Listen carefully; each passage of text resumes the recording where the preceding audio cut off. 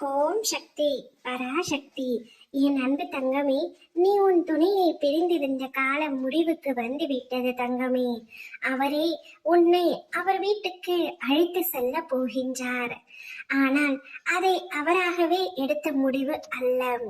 உனக்கு பிடிக்காத ஒரு பெண்மணி அவரிடம் சொன்ன விஷயம்தான் அது. அந்த பெண்ணின் வார்த்தைகளை கேட்டுத்தான் உன் துணை இப்பொழுது மனம் மாறி மனம் திருந்தி உன்னுடைய உண்மையான அன்பை உணர்ந்து உன்னை அவர் வீட்டிற்கு அழைத்து செல்ல போகின்றார்.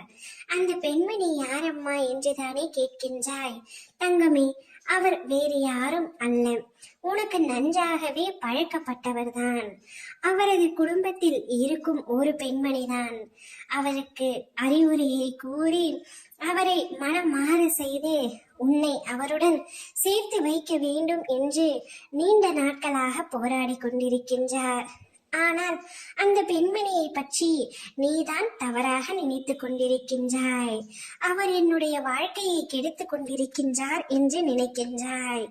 ஆனால் நீ நினைக்கும் அளவிற்கு அந்த பெண்மணி மோசமானவர் அல்ல தங்கமே. உனக்கு நன்மையை செய்ய வேண்டும் என்று அவர் நினைக்கின்றார். உன்னையும் உன் துணையையும் சேர்த்து வைக்க வேண்டும் என்றுதான் அவர் போராடி கொண்டிருக்கின்றார். இப்பொழுது அவர் எடுத்து சொன்னதனால்தான் உன்னுடைய உண்மையான அன்பை புரிந்து கொண்டு உன் துணையுடன் நீ இணைந்து வாழப் போகின்றாய். தங்கமே, நீங்கள் இருவரும் ஒன்றாக சேர்ந்து வாழ வேண்டும் என்பதுதான் இந்த அம்மாவின் ஆசை. உன்னுடைய வாழ்க்கை துணை உனக்காக படைக்கப்பட்டவர், உனக்காக மட்டுமே படைக்கப்பட்டவர் என்பதை உணர்ந்து கொள் தங்கமே.